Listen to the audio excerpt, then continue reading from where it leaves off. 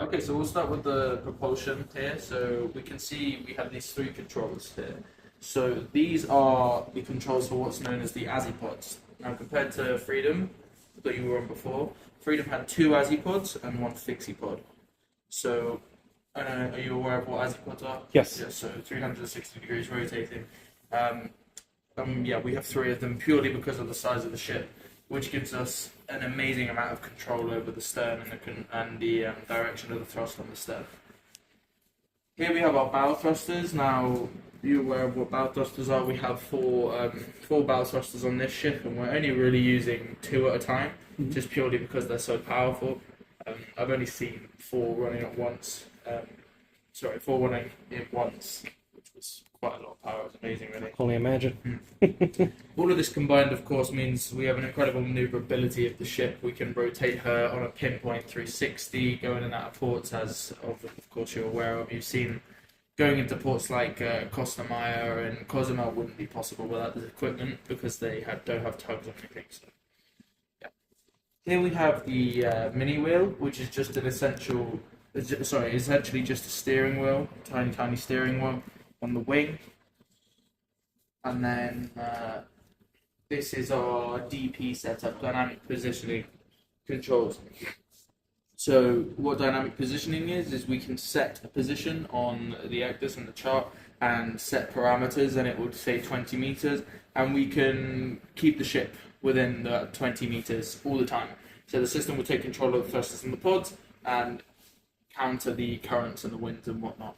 Okay. With this is our yaws, so this is moving our bow, port and starboard, and then this is the actual direction of the ship, so going astern, going ahead, going to starboard, moving like this, moving naturally in. So basically, Yeah, pretty much. Okay. Or diagonally if we want to go up like this, and then of course this will turn the ship like that. now for this, where would you use that specifically? Like, where does it come into play the best? So this system with this itinerary, we're not really using it because we're always going alongside, right? Before in Coco Cay, when we didn't actually have a pier there, we would use dynamic positioning to keep the ship in the same place whilst we undertake tendering operations. We also used this when we were out of service. I wasn't personally on this ship, but on Freedom we used dynamic positioning when we were out of service for crew transfers. If we have a medical emergency and we need to stay in the same place just outside a port, dynamic positioning. There are many uses for the system, just not with the rotation of the ports that we're in at the moment and kind of the operation that we're undertaking here. Gotcha. So if you're just sitting idle, that's when you'll probably just use it, kind of just stay in spot. Yeah. Per So se. if we need to stay in the spot, I mean, when we were sitting out of service, we weren't using this either. We were just drifting because this also uses a lot of fuel, and you need engines online and things like that to give it the power needed to keep the ship in place. Okay. And of course, when we were out of service, we didn't really care. We were just drifting. It's going. Doesn't matter. Doesn't matter.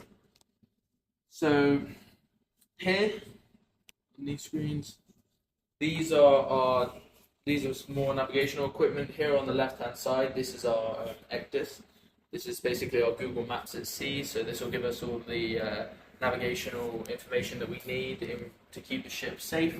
So this will give us depths of water, where land is, environmental lines, dangers to navigations, things like that. And also it superimposes other vessels' AIS information, which is they're transmitting signals essentially on top of here, so we can get a kind of general idea of where they are relevant to our position. Here on the right hand side, this is our radar. Now I don't know if you know how radar works. You've seen the spinning things at the top of the ship. Correct. So they're sending out radar waves, and this is bouncing off of anything above the water level essentially. So other ships, clouds, land, things like that, and then it's being bounced back, received here, and then shown as what we call an echo on the screen. So all of these green dots are actually other ships around. So this green dot here is that ship right there. Oh, okay. So this is, in my opinion, one one of, if not the most important piece of navigation on the bridge, because this is what we're using for collision avoidance. So making sure we don't hit other ships. We can see now this carina. We can see now this carina here. CPA 1.9 miles. That means the closest point that we will be to a collision is 1.9 miles away from each other. Our company policy states that with ships like this we should be 2 miles, but however with waters like this, the captain was on the bridge, he's seen the situation that's going on, we kind of can have a little bit of leeway with that. It's at the captain's discretion. Okay, As to good to know. what position, but this is of course, 1.9 miles is a hell of a lot of room, right? Well, no, yeah, definitely. And you can see now it's at 2 anyways. Anyway. But that's because we're actually headed forward, and they're probably. Yeah, they're heading astern of us. So we were actually passing. We were coming like this, and then obviously we were faster. So we've ended up overtaking, and then coming back round to the north because we need to go northeast right now. So that's us right here, right? No, this is us here. Okay. So this is us here, and then this is the vessel that we just overtook. Makes sense. So what is the red? The red, so that's what's known as our navigational track. So it's basically our route on our GPS that we need to follow to get us back to Miami. That's better off seen here, to be fair.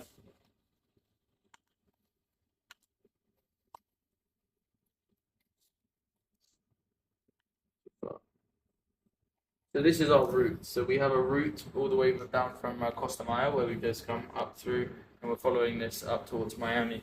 And here we have kind of the courses and whatnot that we need to follow on our route. So 062 is actually our charted next course, which is going up here, which, we will come back to that track over the course of the coming afternoon and evening. And then also showing us our environmental operations, ECA in, which is emission control area. So that means what exactly? So emission control areas is you have North American ECA, and some states have, countries have specific emission control areas in which more tougher regulations are enforced on ships compared to where it's out at sea.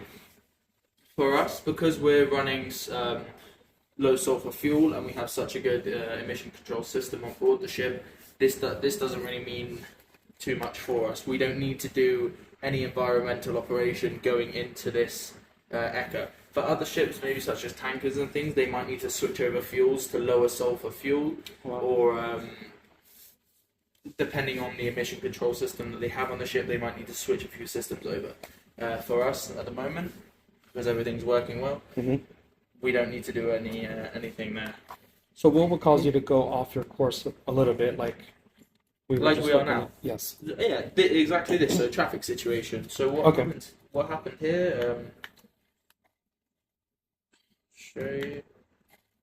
So what happened here is this vessel was coming sort of like this, and then we were coming up our track like this. In fact, we were both kind of coming like this, and then there was another vessel which was what we call a head-on situation. So they were in a collision avoidance situation. So both of these vessels, this one and one further down here, were sort of coming like this, and we were here. So they both altered to starboard, and of course we needed to alter to starboard as well to give this guy room. So we've come down here, and we were overtaking him. So as we overtook, we then started to come up around like this. Makes sense. Okay. So you might also notice this. There's this grey kind of area, right? This is what's called our safety corridor. Now this corridor has been checked by the First Officer Navigation primarily, and then the whole bridge team in turn when we review the voyage plan. And it's been deemed that there's no navigational hazards within this area that would prevent us from navigating this water. So what that essentially means is we're free to go anywhere we want within this grey area because we know it's safe. Why do we need that? For situations exactly like this. If we were in a crossing situation like this, and we need to alter to starboard in this situation, we obviously need room to do that. Sure. Also, if we're coming down like this, and we have another ship like this, again, we need to alter to starboard. So we need the safe water to be able to actually alter and make sure that it's safe to do so in that area.